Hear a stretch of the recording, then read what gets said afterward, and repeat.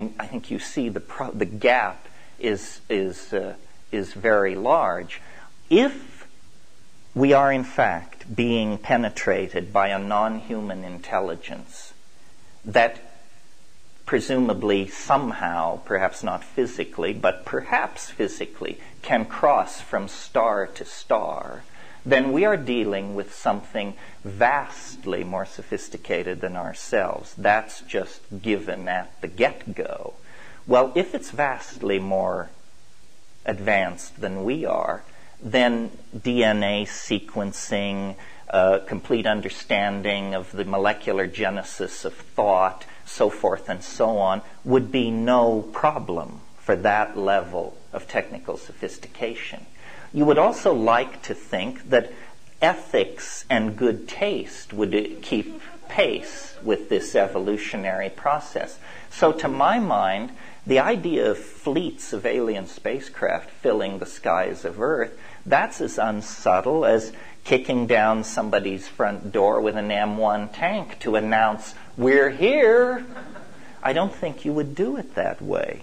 If you really wanted to study a aboriginal race and you really had a hot technology, what you would do is you would study their social psychology and you would say, are there any chinks in the armor of their expectations about how reality behaves? And you would discover, in studying us, this species intoxicates itself, and it has a curious attitude towards its intoxications. Anything goes. So, if somebody drinks a pint of Stolichnaya and announces that they see pink elephants, we are all amused. We say, "Of course you do, you were drunk out of your mind."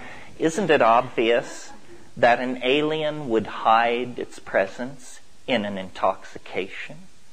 That this is the non-invasive, tasteful, respectful way to have intercourse with another species.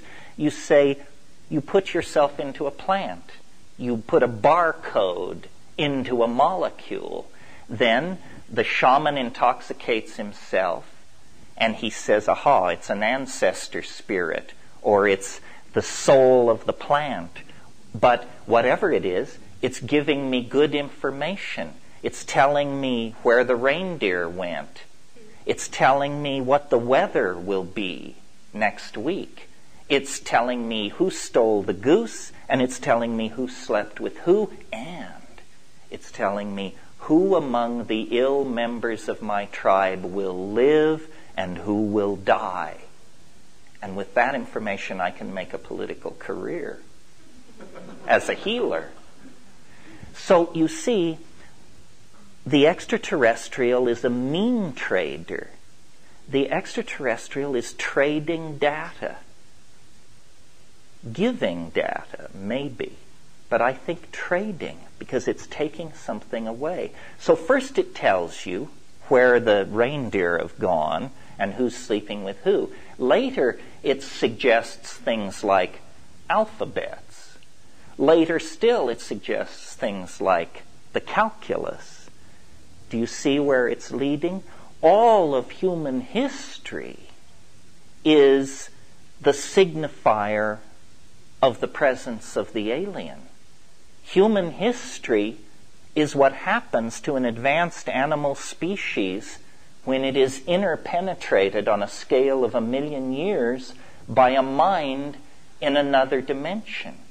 We were selected out of the swift running river of animal organization, took an orthogonal turn, and headed out into the world of symbolic activity, cognition, signification, ritual, analysis, projection. The flying saucers, the alien, the other, is what is sculpting us out of animal organization as we move toward it in time. This is what shamanism is all about. This is what the psychedelic people are discovering as they descend into these trances. Well, okay. Well, one more thing, and then I'll leave that, given the interests of this crowd. Mushrooms cannot be found in the fossil record older than 40 million years. You ask a straight paleontologist why, and he says it's because they're soft-bodied and none survived older than that. We have soft-bodied creatures in the Burgess Shale that are dating out at 3.8 billion years. If you assume a super technology, it means that the species that holds that technology can design itself. It is not subject to the tyranny of whatever form it inherits from the evolutionary processes of its home planet. Even we, in our primitive state, are on the brink of being able to design ourselves through genetic manipulation. Therefore, look at Stropharia cubensis, the psychedelic mushroom. Spores are the most electron-dense organic material known. The electron density of the outer case of a spore approaches that of a metal. A single mushroom in the sporulation phase can shed up to 3 million spores a minute for up to 6 weeks. One mushroom can do this. I maintain, following Bracewell, that a strategy for extraterrestrial contact carried on by a super technology would take the following form. Build a probe. Give the probe the ability to replicate itself.